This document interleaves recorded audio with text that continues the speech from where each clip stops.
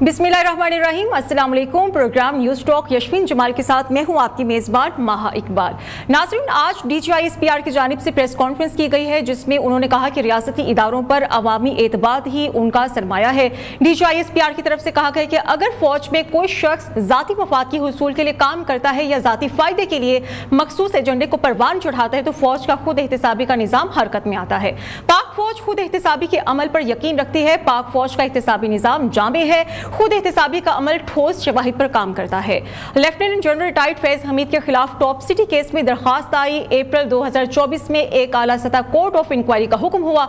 हमारे एहतसाब का अमल शफाफ है और वो इल्जामात पर नहीं, सबूतों और शवाहिद पर काम करता है। आज की प्रेस कॉन्फ्रेंस में अहम बात यह भी थी कि DGISPR की तरफ से कहा गया कि हम ना तो किसी सियासी जमात की मुखालिफ हैं और ना ही तरफदार। पाक फौज कौमी फौज है जिसका कोई सियासी एजेंडा नहीं। DGISPR की प्रेस कॉन्फ्रेंस से पहले वज़ीर आला खैबर पख्तूनख्वा का मीडिया से उनकी गुफ्तगू भी हुई। उन्होंने कहा कि 8 सितंबर को हर साल में हम PTI का जलसा करेंगे। हमारे जलसे में अगर हुकूमत की जानिब से कोई भी रुकावट डाली गई तो जिम्मेदार हुकूमत होगी। तो आज अपने पैनल को इंट्रोड्यूस कराऊं। बड़ा स्ट्रॉन्ग पैनल है मेरे साथ। पीछे मीर साहब होंगे, इसार राना साहब होंगे और सज्जाद मीर साहब तमाम ही सीनियर तज्जियाकार हैं और इंतहाई कीमती तज्जिया हमें पेश करेंगे। तो अपनी गुफ्तगू का आगाज़ में करूँगी पीछे मीर साहब आपसे। पीछे मीर साहब, जिस तरह से DGISPR की तरफ से इंतहाई अहम न्यूज़ कॉन्फ्रेंस की गई और उनकी तरफ से बड़ा क्लियर ये मैसेज सामने आया, वो कह रहे हैं कि पाक फौज का किसी भी सियासी जमात से कोई ताल्लुक नहीं, ना तो वो किसी सियासी जमात के हक में है, ना ही मुखालिफ है और ना ही कोई सियासी एजेंडा है। आपको क्या लगता है वक्तन फवक्तन DGISPR की तरफ से यही मैसेज कन्वे किया जाना, इसी बात पर जोर डाला जाना कि पाक फौज का किसी भी सियासी जमात से कोई ताल्लुक नहीं? सर, क्या हालात हैं कि इस चीज की क्यों जरूरत पड़ रही है? ये इसलिए जरूरत पड़ रही है क्योंकि मेरे दोस्त मोहसिन नकवी पे काफी उंगलियां उठाई जा रही हैं कि ये किन के आदमी हैं, क्योंकि पीपल्स पार्टी ने कहा ये हमारे नहीं है, मुस्लिम लीग नून कहते हैं हमारे नहीं है। तो ये जो एस्पर्शंस और एक परसेप्शन क्रिएट किया गया है सर्कल्स के अंदर के मोहसिन जो है वो तो आर्मी के आदमी है, वो जनरल के आदमी है, दिस एंड दैट। तो I think on the basis of that उन्होंने इसको, वो कहते हैं ना, निप इन द बड को इसको स्क्वॉश किया उन्होंने कि ये के साथ नहीं है, हम सारों के साथ है और बिल्कुल इस तरह ही होना चाहिए। आर्मी सबकी है कि किसी एक जमात की नहीं होती है।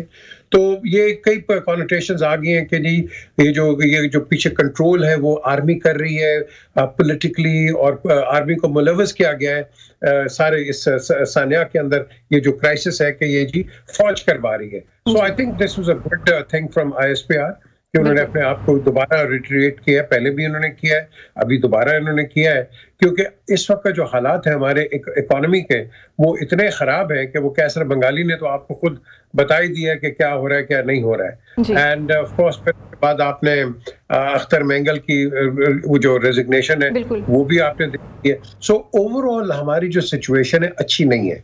सो फौज ने बड़ा अच्छा एक दाम उठाया है कि अपने आप को बिल्कुल आइसोलेट कर दिया, भाई तुमने जो करना है पॉलिटिकली तुम करो, we are with nobody else. So I think अब in the light of that अब मौलाना फजलुर रहमान को भी काफी वो जोश और जज्बा आ गया है कि जी सियासी जो सरगर्मी है वो सियासतदानों को करनी चाहिए। तो फिर उनके पास भी एक सवाल उठता है, तो फिर आप PDM, ARD, MRD, CRD, GDA ये फिर आपको बनाने की क्या जरूरत है? हर जगह तो ये बना देते जब जरूरत आती है अंदर।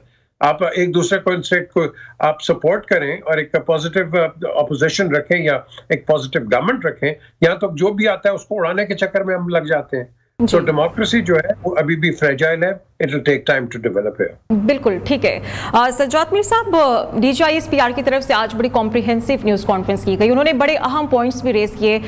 सबसे पहले तो उन्होंने ये बात बड़े वाज़ेह तौर पर क्लियर की है कि हमारी जो फौज है उसका कोई भी सियासी एजेंडा नहीं, ना तो वो किसी सियासी जमात के हक में है ना ही खिलाफ है। साथ ही साथ फैज हमीद केस की भी उन्होंने बात की। उन्होंने कहा कि इस केस में जो भी मुलव्वस होगा उसकी कोई भी हैसियत होगी या फिर कोई भी वो किसी भी ओहदे पर होगा उसके खिलाफ बिला इम्तियाज कार्रवाई होगी। अब आपको क्या लगता है कि PTI के लिए कितना मुश्किल वक्त साबित हो सकता है और कौन कौन से अहम नाम इस केस में शामिल हो सकते हैं? कर दिया कि ये किसकी तरफ इशारा है कि एहतसाब होगा, सबका एहतसाब होगा, किसी के साथ ज्यादती होगी। हम किसी के साथ नहीं है। वो जो कहते हैं कि आप न्यूट्रल ना रहें बल्कि आप अमर बर मारूफ का साथ दें और नही मुनकर के खिलाफ खड़े हो जाएं, उनकी बात ना सुने, बल्कि हमारे एहतसाब का एक निज़ाम है और हम सबको रगड़ा देंगे। और जिन्होंने भी ख़ास तौर पर इशारा करते हैं, दहशतगर्दी करते हैं, 9 मई का हवाला तो ख़ास तौर पर दिया जाता है, तो वो ये समझ लें कि हम किसी किस्म की रुयात करने के कायल नहीं हैं। ख़ास तौर पर हम जब अपने लोगों को नहीं छोड़े, अपने फैज़ हमीदों को नहीं छोड़े, तो दूसरे लोग कैसे समझते हैं कि उनको हम इग्नोर कर देंगे कि छोड़ दें। उनका ये रवैया दुरुस्त है या गलत है, ये मैं कुछ नहीं कहता, लेकिन ये बात समझ लेने की है कि फ़ौज का मूड क्या है, फ़ौज क्या चाहती है और फ़ौज इस मुल्क की सियासत अब किस तरह का रोल अदा कर रही है। तो ये कहना चाहता हूँ। जहाँ तक बलूचिस्तान की सूरत हाल का ताल्लुक है, तो ये बड़ी मुश्किल हालात है। एपिक्स कमेटी का इजलास में कोयटे में बुलाया है, आपके रोज़ बंदे मारे जाते हैं। बलूचिस्तान के 9 या 10 जिन पॉइंट्स पर बंदे मारे गए हैं, उससे लगता है कि पूरी बलूचिस्तान की टेरन में जो है ना, पूरे इलाके में जो है वो दहशतगर्द दंदनाते फिरते हैं। जगह जगह वो जो कुछ चाहते हैं करते हैं। बलूचिस्तान की सूरत हाल ये है कि सिर्फ 10% लोग जो हैं वो पुलिस के कंट्रोल में, 10% इलाका, बाकी 90% इलाका लेवी कंट्रोल करती है। लेवी नाम का करती है, वरना दरअसल वो एफसी के कंट्रोल में। एफसी के कंट्रोल का मतलब है कि कोई 2 कोर के बराबर फौज जो है उस इलाके को कंट्रोल कर रही है। और इस इलाके की इतनी अहमियत बना रखी है कि पहले एक ज़माने में वहाँ सिर्फ एक मेजर जनरल हुआ करता था, अब वो ये कराची कोर के अंडर हुआ करता था। अब वह न सिर्फ ये कि कोर कमांडर होता है, बल्कि साउदर्न कोर का कमांडर भी वहाँ बैठता है। एक नई पोस्ट है हमने जो बलूचिस्तान की सूरत हाल की वजह से क्रिएट की है। इतने ज़्यादा एफसी की शक्ल में बंदे वहाँ मौजूद है, फिर भी काबू नहीं आता। लोग पूछते हैं तेल वहाँ से आ रहा है, ईरान से, चमन से स्मगलिंग हो रही है या दहशतगर्द आ रहे हैं, ये सब क्या चक्कर है? तो उसने कहा जी हमारे तो इतने बंदे रोज के मारे जा रहे हैं, हम इतने बंदों को मार रहे हैं, हमने इतने बंदों को तहत किया है, और वो इसके लिए अब खारजी का लफ्ज़ या खवारिज का लफ्ज़ इस्तेमाल करते हैं। खारजी का लफ्ज़ इस्लाम की तारीख में एक इब्तदाई तारीख में का लफ्ज़ है। ये वो लोग थे जिन्होंने पहली बार इस्लाम में गोया एक तरह की दीन के नाम पर दर्दी शुरू की थी। दीन के नाम पर मैं कहता हूँ, और वो बहस नहीं करना चाहता कि उनके क्या दलाइल थे, लेकिन हज़रत अली की शहादत इन्हीं के हाथों से हुई थी, खारजियों के हाथों से हुई थी। अब वो कहते हैं कि ये ना दाइश के लोग कहते हैं, ना तालिबान कहते हैं, ना कुछ और कहते हैं ये खारजियों को आज हमने इतने मार दिए। सिर्फ दहशतगर्द नहीं, खारजियों को मार दिया। यानी गोया हमारी एक नजरियाती जंग भी है, हम खवारिज के खिलाफ लड़ रहे हैं, खारजियों के खिलाफ लड़ रहे हैं। अब इस पूरी सूरत में हमारे इतने बंदे मारे जा रहे हैं, जाहिर है कि जब आप इतने बड़े दहशतगर्द गिरोह के खिलाफ लड़ रहे होंगे तो आपका नुकसान भी होगा। तो आप ये न समझें कि फौज कुर्बानियां नहीं दे रही, फौज कुर्बानियां भी दे रही है। जी बिल्कुल फौज कुर्बानियां भी दे रही है, उनको कदर की निगाह से देखना भी चाहिए। इज़हार राना साहब, DGISPR की तरफ से कॉन्फ्रेंस को आप किस तरह से देखते हैं? उन्होंने कहा है कि फैज़ हमीद केस में जो भी मुलव्वस होगा उसके खिलाफ कार्रवाई होगी, कानून हरकत में आना चाहिए। तो दूसरी तरफ ये खबरें भी सामने आ रही कि फैज़ हमीद वादा मुआफ गवाह बनने के लिए भी तैयार हैं। क्या लगता है, आपकी बड़ी सियासी नज़र है इन हालात में, तो क्या लगता है कि किस जुर्म में फैज़ हमीद वादा मुआफ गवाह बनने जा रहे हैं? देखिए, अगर फैज़ हमीद वादा मुआफ गवाह बनेंगे तो ये बात खाली इमरान तक नहीं रहेगी, ये बात बहुत दूर तक जाएगी। फैज़ हमीद तो बहुत अरसे से इन सरगर्मियों में मुलविस थे और ऊपर बाजवा साहब मौजूद थे, पूरी एक चैन थी। तो क्या मुमकिन है कि वो जो कुछ कर रहे थे उससे बाजवा साहब या बाकी लोग आगाह नहीं थे? तो और अगर वो आगाह थे और फिर भी कर रहे थे तो फिर सवाल तो उनसे भी बनता है कि वो क्यों कर रहे थे और आप क्यों इजाज़त दे रहे थे। तो अगर आप ये समझें कि ये सिर्फ इमरान खान के लिए फंदा बनेगा तो हो सकता है कुछ लोग ऐसे समझ रहे हो, लेकिन ये फंदा तो फिर नवाज शरीफ के लिए भी बन सकता है और शहबाज शरीफ के लिए भी बन सकता है कि वो किस हैसियत से बाजवा साहब से जाके मिलते रहे, ख्वाजा आसिफ और दीगर, और क्यों वो जनरल बाजवा क्यों कहते रहे कि जी पंजाब के वज़ीर आला कौन आप में से बनना चाहता है और हम इमरान से तंग हैं और जो और वो। तो ये तो सेल्फ एक बहुत बड़ी और गेम है जो खुल जाएगी और सामने आएगी। तो मेरा ख्याल है कि ये कोई इतना आसान काम नहीं है। और दूसरा ये कि मीर साहब ने अभी बीजेपी मीर साहब ने कहा कि पीपल्स पार्टी और मुस्लिम लीग नून जो है वो ये कहते हैं कि जी मोहसिन नकवी जो है वो तो किसी और के आदमी है बल्कि फ़ौज के आदमी है। तो पीपल्स पार्टी मुस्लिम लीग नून से कोई ये क्यों नहीं पूछता कि आपने किसके कहने पे फिर मोहसिन नकवी को सेनेट में वोट दिया था, आपने क्यों मजबूर हुए थे आप वोट देने में, और वो कौन सी कुव्वतें थी जिन्होंने आपको कहा कि आप मोहसिन नकवी को वोट दें।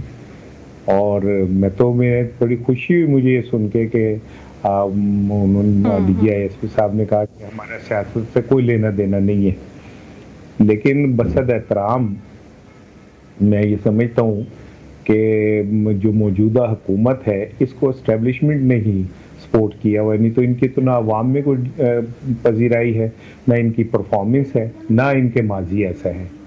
तो मेरा ख्याल है कि जितना जल्दी एस्टेब्लिशमेंट खुद को सियासत से निकाल लेगी उतना ही बेहतर है, क्योंकि अगर फेलियर्स पढ़ने हैं तो वो सियासतदानों के गले पड़ने चाहिए, और ये तासुर आम आदमी में नहीं बनना चाहिए कि ये इसलिए खड़े हुए कि इनके पीछे कोई ताकतवर लोग खड़े हुए। तो अब ये बयान दे देना ठीक है, अच्छी बात है, मैं तो बहुत खुश हूँ कि उन्होंने ये बात की कि ना उनकी कोई सियासी जमात से मुखालफत है, ना कोई उनके हमायती है वो किसी के। मेरा ख्याल है कि इसे अब हमें प्रैक्टिकली भी हो जाना चाहिए ऐसा कि एस्टेब्लिशमेंट अपने चीज़ों की तरफ तवज्जो दे और सियासतदान जो है अपने सियासी मामलात की तरफ तवज्जो दें, अगर पाकिस्तान को आपने बढ़ाना है तो, क्योंकि पूरी दुनिया में मुल्कों को रियासतों को लेके पॉलिटिशियन चलते हैं और उन्हें चलना भी चाहिए, लेकिन बदकिस्मती है कि हमारे यहाँ पॉलिटिशियंस के नाम पे छोटे छोटे बोने हैं, मुफाद परस्त लोग हैं, पैसे लूटने वाले, कौम का खून निचोड़ने वाले, IPPs खुद ही बनाने वाले, खुद ही IPPs पे स्यापा करने वाले, खुद ही सोलर की तरवीज करने वाले और खुद ही अपने बच्चों से सोलर। जी इसार साहब, बिल्कुल तमाम इदारों को अपना काम करना होगा। PG मीर साहब, इसार राना साहब ये कह रहे हैं कि अगर मोहसिन नकवी की आप बात करें तो फिर इस बात का भी जवाब देना चाहिए कि मोहसिन नकवी को किसके कहने पर सेनेट में वोट डाला गया। फिर वो ये भी कह रहे हैं कि फैज हमीद अगर वादा मुआफ गवाह बनते हैं तो सिर्फ बानी PTI ही नहीं, मुश्किल से 2-4 होंगे और भी बड़े कच्चे चट्टे खुलेंगे। बिल्कुल ठीक है, क्योंकि देखें ना, जितनी भी आप कह लो कि सीक्रेट सर्विस के पास इंफॉर्मेशन है तो क्या वो डाइवर्ज कर देंगे? एक तो ये बात है। दूसरा बात ये है कि आप इनसे किस किस्म का ट्रायल करेंगे कि 2 साल का पीरियड अभी पूरा नहीं हुआ, तो 2 साल के पीरियड के अंदर आप इनको कहेंगे कि आप ऑफिशियल सीक्रेट एक्ट्स की जो चीजें हैं वो भी बताएं। वो तो बताना चाहेंगे। फिर अगर आप उनको इस तरह की ग्रिल करेंगे या इंक्वायर करेंगे या इन्वेस्टिगेट करेंगे तो वो तो चीजें सामने आएंगी। So I don't think, I think एक मैसेज गया हुआ है, that's about it and nothing more than that। मैं इसको ज्यादा नहीं पढ़ूंगा, क्योंकि जिस तरह बिहार ने भी बड़ी अच्छी बात की है, और भाई अगर वो दोनों एक दूसरे के नहीं है, भाई क्वेश्चन तो डाले ना, क्यों नहीं क्वेश्चंस डाल रहे? कोई नहीं डालता, एब्सोल्युटली नॉट। वहां तो इस वक्त तो बात ये है कि इनको तो आगे आपको फ्यूचर इंटरिम जो आप सेटअप या आ रहा है या आएगा या हो सकता है या नहीं भी हो सकता है, इनका तो नाम आगे फोरमोस्ट में आ रहा है as the next prime minister. और बातें क्या ऊंट पटांग की बातें हो रही हैं। हाँ जी, इनको वजीर आजम बना देंगे, फिर जनरल आसम को एक्सटेंशन मिल जाएगी, हर किस्म की आप कह रहे हो कि ये थेरीज मार्केट में फ्लोट कर रही हैं। So in the light of all of this, I think ISPR, I will give credit to ISPR कि वो ओपन है, फ्रंट फुट पे है, and they've given a shut up call to everybody कि you know just behave, we are out of it। बिल्कुल ठीक है। और PG मीर साहब, एक और बड़ी उन्होंने वाज़ेह बात की है कि जो भी इस केस में होगा उसके खिलाफ तो कार्रवाई होगी। उन्होंने ये भी कहा है कि फैज हमीद रिटायरमेंट के बाद भी एक सियासी जमात से राबिते में रहे हैं। तो अब आपको क्या लगता है कि जिस तरह से ये बात चल रही थी कि हो सकता है बानी PTI को भी उनका भी कोर्ट मार्शल होगा, लगता है कुछ इन खबरों में अब जान आने वाली है, कुछ सदाकत की तरफ ये खबरें चल रही हैं? लेकिन जी, अगर मैं किसी को इन्वेस्टिगेट कर रहा हूं तो मुझे किसी को बताने की जरूरत नहीं है कि जो भी होगा वो पकड़ा जाएगा और उसकी इंक्वायरी होगी। ये एक स्टैंडर्ड SOP है, इसको बताने की आपको किसी को कोई जरूरत नहीं होती है कि हाँ जी हम ये कर देंगे वो कर देंगे। भाई आपने जो करना है वो आपने करना है, वो आपका डोमेन है, और पर्टिकुलरली आर्मी का अपना एक जस्टिस का एक सिस्टम है और वो उस सिस्टम से चले।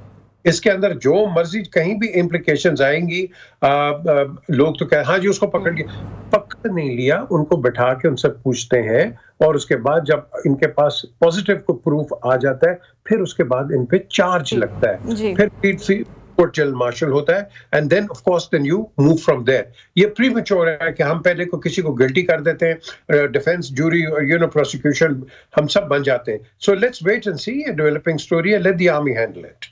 ठीक है सजाद साहब, बानी PTI क्यों इतना बजीद हैं? वो क्यों नहीं माफी की तरफ आ रहे? क्या वो जेल में रहने का उन्हें कोई शौक है, या फिर कुछ ऐसी खबरें सामने आ रही कि वो मुज़ाकरात की तरफ आने ही नहीं चाह रहे? एक रिजिड स्टांस है उनके बिहेवियर में अभी भी, माफी मांग लें, मुज़ाकरात करें और जेल से बाहर आएं और पॉलिटिक्स को कंटिन्यू करें। क्या ख्याल है आपका? माफी मांगने के तो माफी मिल जाएगी, बात खत्म हो जाएगी। बात यह है कि जिसे कहते हैं सींग अड़ाए हुए हैं सब ने, सबकी सर्वाइवल का सवाल है और 1 to 1 लड़ाई शुरू हो चुकी है जी। ये नहीं है कि किसी एक पार्टी सियासी जमात की किसी एक अदारे के साथ लड़ाई है, बल्कि अफराद की लड़ाई बन गई है वो। आपने आर्मी चीफ की तैनाती के कभी हुआ है ऐसा कि तैनाती के वक्त आपने बिल्कुल स्टैंड एरिया के इसके सिवा किसी को चाय बना दे? क्यों? इसलिए कि उसने जब वो DGISI था तो उसने कोई रिपोर्ट आपको दी थी आपके घर के बारे में, आपके हवाले के बारे में, और आपने के कहने पर उसको हटाया गया था। तो ये पर्सनल सा आपने मामला बन गया हुआ, इसलिए आप डर रहे हैं और आप माफी मांग लें, माफी हो जाएगी। ये सारे हम हमारे बस ऐसे ऐसे बयानिए हैं जो हम बयान करते रहते हैं। ना कोई माफी मांगने से घबराएगा, ना माफी, उनको पता है कि माफी मांगने का कहने वाले। और दूसरी बात यह है कि माफी मांग लें तो उनका स्टांस क्या रहता है? वो ये कहते हैं कि 9 मई को हमने गलती की थी, वो कहते हैं कि हमने दहशतगर्दी, वो कहते हैं कि हमने सारा कुछ, फिर उनका स्टैंड क्या रहता है?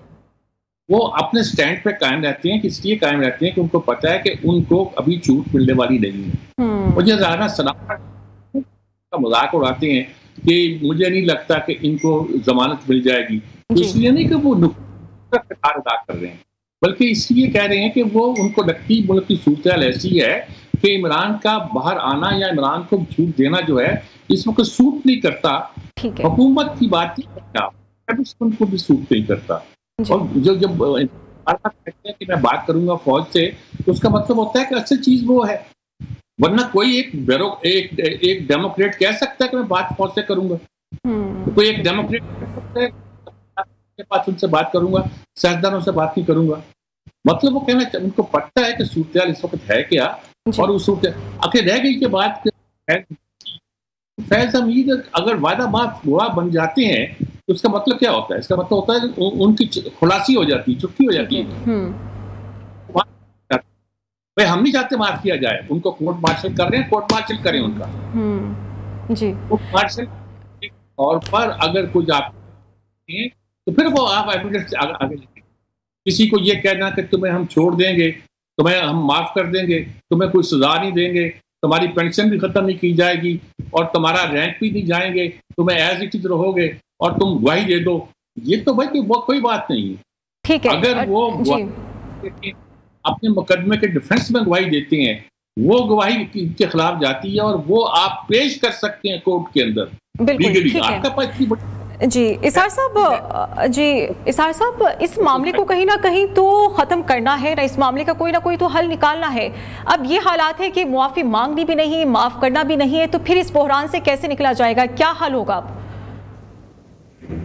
देखिए, मैं ये समझता हूँ कि इमरान खान अगर ये कहते हैं ना कि मैंने तो इस्टेब्लिशमेंट से बात करनी है, तो ये खासा अनडेमोक्रेट रवैया है।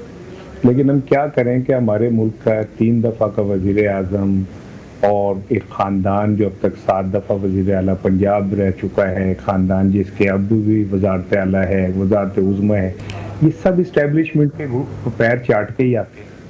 1981 से लेके जनरल्स को कोठियाँ बना के देने से लेके और जजेस को और ताकतवरों को BMW की गाड़ियों की चाबियां भेजने से लेके अब तक ये सारा ये खानदान और क्या करता रहा है? क्या लंदन में नवाज शरीफ साहब के बाजवा साहब से राब्ते नहीं हुए थे जो ये पाकिस्तान वापस आए और इन्होंने वहाँ से बैठ के बाजवा साहब को कॉन्फिडेंस का वोट दिया? ख्वाजा आसिफ भी मान रहा है, राना सनाउल्लाह भी मानता है, जावेद लतीफ़ भी मानता है। तो ये इस मुल्क के अंदर तो कामयाबी वो है जो पैर चाटना जानता है। अब आगे आ जाए इमरान खान की माफ़ी का, तो अभी तय तो करें कि इमरान खान ने किया क्या है जिसकी वो माफ़ी मांगे। 1 साल हो गया उसे जेल में रखे हुए और आप उसको किसी न किसी नए मुकदमे में वो जेल में बंद कर देते हैं, तो और फिर आप ये कहते हैं कि जी पाकिस्तान में अदालतें काम कर रही हैं, पार्लियामेंट काम कर रही है, सब चीज़ें रूटीन में हैं। ये कैसे मुमकिन है कि एक शख्स पे 200 मुकदमात हो जाएं और जब वो किसी चीज़ में ज़मानत हो तो नया मुकदमा आ जाए सामने? तो मेरा ज़ाती राय ये है कि इमरान खान पे पहले कोई जुर्म तो साबित करें, फिर वो माफ़ी मांगे। आप किसी चीज़ की जुर्म साबित नहीं कर रहे, आप कह रहे हैं जी माफ़ी मांग ले, किस चीज़ की माफ़ी मांग ले? वो आप जुडिशियल कमीशन बनाए, अदालतों से उसको सजा दिलवाएं, फिर कोई। लेकिन इसारा साहब देखिए ना, वीडियोस भी सामने आई है, फुटेजेस भी मौसूल हुए, साफ उसमें वाजे नजर आ रहा है कि बंदे बुलाए गए और बंदे फिर तोड़फोड़ कर भी रहे हैं। उसके बाद कौन सी इन्वेस्टिगेशन, कौन से सबूत मजीद चाहिए कि जुर्म साबित हो? मैं तो चाहता हूँ कि आपको चीफ जस्टिस लगा दूं, ताकि आप इन 2 वीडियोस के ऊपर एक पाकिस्तान की सबसे बड़ी सियासी जमात के मुस्तकबिल का फैसला कर दें, पाकिस्तान के सबसे मकबूल लीडर का इन वीडियोस के ऊपर फैसला कर दें। भाई अदालतों से कहें ना कि फिर फैसला करें। पिछले यही तो चाहते हैं कि ये मामला कहीं ना कहीं खत्म हो। बिल्कुल, तमाम इदारे अपना अपना किरदार अदा करें। जी मेरी मैं आपकी इस बात से बिल्कुल मुत्तफिक हूँ। जी जी। लेकिन मैं तो ये कह रहा हूँ कि ये जो हम एक वो बनाई है कि जी वो माफी मांगे नहीं मांगे, भाई क्यों मांगे? अदालतें सजा दें ना उसे, क्यों नहीं दे रही अदालतें सजा? क्यों नहीं आज तक 9 मई के केसेस का फैसला? और मैं कह रहा हूँ, मैं डिमांड करता हूँ, मैं अपनी रियासत के साथ खड़ा हूँ, मैं लानत भेजता हूँ लोगों पे जिन्होंने हमारे शोधा के मुजस्मों को तौहीन की। मैं अपनी रियासत के साथ खड़ा हूँ, लेकिन फैसले तो करें, अदालतें फैसले तो करें, ठीक है ना? ऐसे थोड़ी होता है कि एक परसेप्शन बना के आप किसी को मुजरिम करार दे दें। आप अगर इमरान खान ने किया है तो साबित करके सजा दे दें, पूरी कौम खड़ी हो जाएगी या हम अदालतों के साथ। लेकिन आप जब फैसले नहीं करेंगे, आपको आप किसी चीज का वो करेंगे नहीं, तो ऐसे खाली हवाओं में तो नहीं होगी। और फिर वो इमरान खान है, वो सऊदी अरब के जरिए माफी मांग के रिटर्न 10 साल के लिए मुल्क छोड़ के नहीं जाएगा। वो क्लिंटन के फोन का मोहताज नहीं है कि क्लिंटन फोन करे तो शहजादे सऊदी अरब के फोन करके साढ़े नवाज शरीफ को भेजो 1 मिनट। और ना ही वो जो है ना 10 दिनों के अंदर रोते हुए तस्वीर आएगी उसकी, वो जेल के बाहर खड़े हुए रोते हुए आसमान की तरफ देखते हुए। वो अब तक खड़ा हुआ है और मुकम्मल खड़ा हुआ है, उसने कभी कोई एनआरओ नहीं मांगा। हाँ, वो कहता है डायलॉग करे तो करने चाहिए, बिल्कुल। पाकिस्तान की सबसे बड़ी सियासी हकीकत इमरान खान है, पाकिस्तान की सबसे बड़ी हकीकत इस्टेब्लिशमेंट है। तो ये क्यों नहीं आपस में मुज़ाकरात कर सकते? क्यों नहीं हम मुल्क आगे लेके बढ़ सकते? हमें जरूरत है इमरान खान जैसे कद्दावर शख्सियत की, जो बाहर जाए तो हमारा नाम रोशन करे, शहबाज शरीफ की नहीं जिसे देख के लोग कहते हैं लो मंगन आ गए। फिर चलिए ठीक है इज़हार साहब, एक ब्रेक ले लेती हूँ, ब्रेक के बाद दोबारा से इसी डिस्कशन को कंटिन्यू करूंगी। Stay with us.